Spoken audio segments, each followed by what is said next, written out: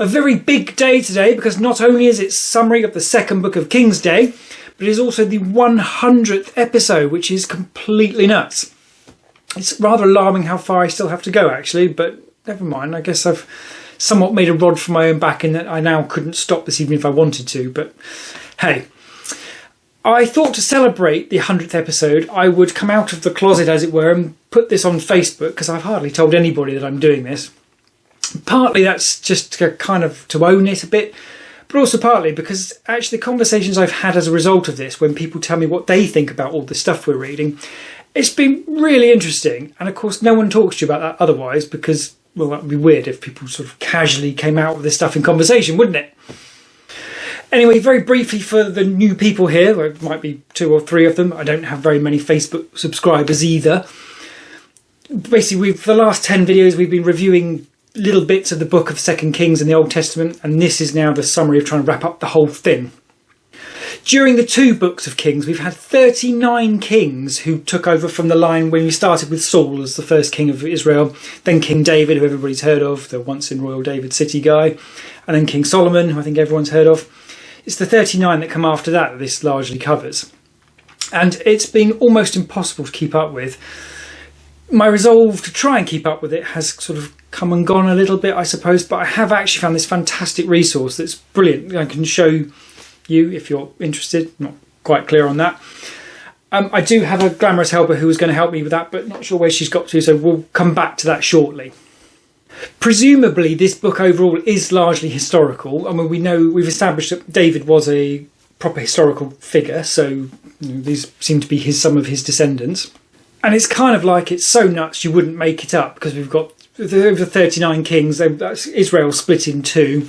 Sometimes the kings are friends with each other, sometimes they're at war with each other, sometimes they have very similar names or the same names. It's just completely crazy. But throughout it all, there seems to be this running theme with this sort of theological overlay to everything, where events as they unfold are ascribed to being caused by God. And okay, that sort of makes sense for the Bible, but in this context it doesn't really seem entirely reasonable that you can do that. Obviously we have the situation that if God exists, then all of this stuff could be completely literally true, and there's no issue with that. But the more interesting idea, I think, it seems to be, it's an idea that's growing for me, is that it doesn't necessarily matter, in the sense that if God does exist, it still doesn't necessarily mean that this Old Testament has to be literally true. As in, if God doesn't exist, then none of this matters anyway. But if he does, then a lot of the language is metaphorical. So it seems more sensible to take a look at the meaning rather than the detail of the ideas, as we've talked about in several videos before. A good example of that is Elijah. I mean, did he really go and bung up the River Jordan with a giant sausage roll? Kind of who cares to some extent, because you're not be able to prove it one way or the other. For anyone new here, that did actually happen back in episode 90, sort of. But that's just an example of the idea that I don't think that necessarily matters in its own right. But okay, 10% of the audience of this channel has fed back to me that keeping up the book of 2 Kings has been particularly difficult because of all the kings with the funny names and silly names and both different sides. So it's time to reveal the fantastic King's chart. Glamorous assistant, please bring forth the King's chart thing. What? Why are you in disguise? You've been running a YouTube channel for 18 months. It's true, it's true. You have about 100 episodes? Yes, 100 episodes. This is number 100. That basically no one watches. Well, yes, I suppose that's true. Sorry, Dad. As a proud member of the preppy community, I can't be seen to associate with such things. Oh, I see. Well, thank you for at least helping me then. You're welcome. I like your difficult philosophical questions. Oh, well done. That's a difficult sentence as well. That's the first time you've actually managed to nail that. Anyways, help that out, people. Like, comment, and subscribe. My dad really needs it. Well, okay then. What my number one fan has to say anyway is that this is the key to wrapping your head around the bizarre lineage of the book of 1st and 2nd Kings. It's bizarre. You're both welcome. Well, thank you, puppy. There's a hot choco in your future. You've now earned it. I'll come and do that once I finish this. Thank you. But yeah, so finally we've wrapped our heads around how the kings go together at the end of the book. But as usual, we've reached the conclusion that actually it doesn't really matter anyway, because the Babylonians come along and just destroy Israel anyway. In terms of summing that one up, again, there's a lot of noise in the weirdness, as always. But it is, again, this message of God trying to give the Israelites chances to redeem themselves, being rejected and then trying again, as we had in Judges. And you could easily look at it as God is very angry, and it's often said that the God of the Old Testament is a different guy to the God of the New Testament, because the old one's all fire and brimstone and the new one's all love and peace. But if you took Old Testament and Old Testament God, put them in court, yeah, sure, you're going to get a verdict that this guy's angry a lot of the time, but there's not a jury in the land who's going to say he was unreasonable for that. That's some terrible behaviour by people, no matter what God has done to try and persuade them otherwise. The more of the Old Testament I read, the more and more it looks like the people who say that the God of the Old Testament and God of the New Testament are very different characters. The more you just kind of left with, well, have you actually read the Old Testament? And then you get the likes of Christopher Hitchens and Richard Dawkins, who clearly have read the Old Testament, but clearly haven't read it properly, because it just, I mean, if you read it surface level, yeah, sure, it looks just a lot of angry godness. But actually, if you really sort of give it a go, there is clearly more to it. One of the feelings I couldn't shake with this, more so than in other books previously, is this idea of sort of literary escalation. And it occurred, it's sort of, I almost imagine James Cameron sitting down to write Terminator 2. And you think, this time we're going to make it seem like he's the baddie. But then he turns out to be the goodie. Spoiler alert. We're going to give him a cooler outfit, a cooler haircut. We're going to kit him out with a Gatling gun. And then we're going to send him up against this even better robot that's going to kick the shit out of him. And it's sort of that almost formulaic requirement for escalation that you get in sequels. And you do wonder if some of that is occurring here. There's like Elisha with his bizarre miracles that don't seem to have any particular necessary bit to the story. Overall, clearly Elisha being magic was important. But some of them was just getting all a bit kind of crazy, and it was almost slapdash in how they were reported as well.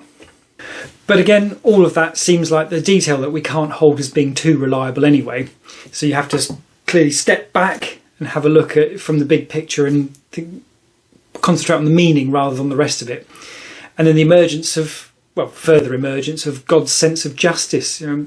He has to punish the Israelites if you are properly just. If they don't do what they're supposed to do, there is a consequence, and they do get that, despite God trying to help them avoid that and to stop them from disappearing. I can't work out, though, why the descended line of David matters so much, though, because God has made promises to people before and then retracted them on the basis that the other party hasn't kept up their end of the bargain. For example, Moses never entered the promised land, just for whacking a rock instead of talking to it. So, I mean, it's small stuff. But for some reason, he's so determined, God this is, not Moses, to make sure this line of David is preserved, because he promised David that the guy who sounds a bit like Jesus is going to be descended from him in 100 years' time. So it seems either there's something unique in this promise that God feels he has to stick to it, or someone made it up afterwards after establishing, it looks like Jesus was descended from David. That's a funny coincidence. Here's a story that fits to make that sound like it links it all together. But yeah, so that's a hard one. I just can't get away from that. The embellishment makes it all sound a little bit silly and seems to question to what extent it's a historical account. And we've got the ridiculous thing of Azariah and Manasseh having very different ways of behaving, and yet there's sort of this inconsistent punishment applied to them. There's all of Elisha's miracles. There's Hezekiah getting a 15-year extension to life because he wept bitterly. I'm quite possibly missing quite a lot, but it just doesn't come across very consistently. But as I said in episode something, I'm not sure any of that particularly matters, because one of the interesting things about this is that whilst the Old Testament doesn't seem to provide any evidence for itself being true, I gather later on the New Testament does to some extent. And Jesus endorses the Old Testament, I think. I haven't got to there yet, but no, we'll come on to that. That's my understanding anyway. So we've still got to tackle whether that evidence later on is valid. But on the basis that it might be, and that Jesus endorses the Old Testament, and maybe a big deal, whether that's endorsing the Old Testament as literally true doesn't seem to be the case, but more the meaning of it, in the same way as you might teach kids with Aesop's fables or something. They're not true stories, obviously, but the meaning is useful. So it almost doesn't matter whether they're true or not. And when you factor in, actually, that all of the arguments for atheism are rubbish, as we've established throughout the tangents videos we've done, I do still think that the Old Testament is worth taking seriously, even though it's kind of completely nuts, and I would have a really hard time ever accepting that a lot of this stuff is literally true. As it's the 100th episode, I thought I would revive trying to do the one-take summary of the books we've done so far. So by my reckoning, we've had Genesis, which is basically life is going to suck, people are going to suck, but this is the price of consciousness and free will. We've had Exodus, which is basically God is the boss, just be nice. Leviticus, which is very boring and seems to be large about how to manage a sinful nature. Numbers being... what's Numbers? Numbers is going to be the one where we find the consequences of what if we don't do as we're told. Deuteronomy, which seems to largely repeat a lot of the bits that are in the bits before, but usefully so. Joshua seems to deal predominantly with that genocide question, and that's complicated.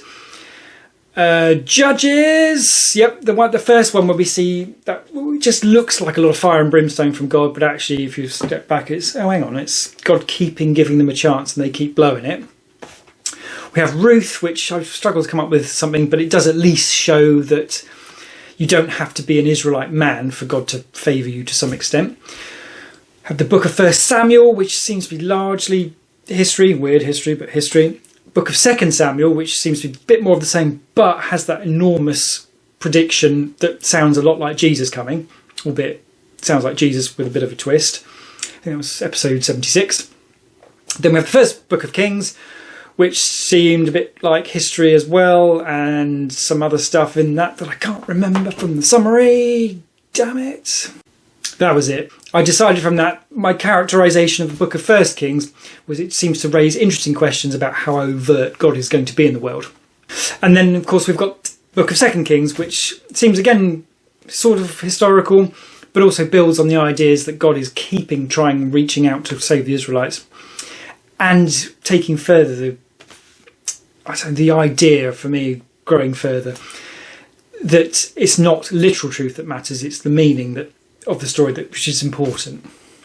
But anyway, a cake seems a little excessive when it's not actually a channel birthday, but 100 episodes, that's a big thing, that's a lot of work gone into this, and I'm pleased it's still going. So I think at the very least I can have myself a Twix.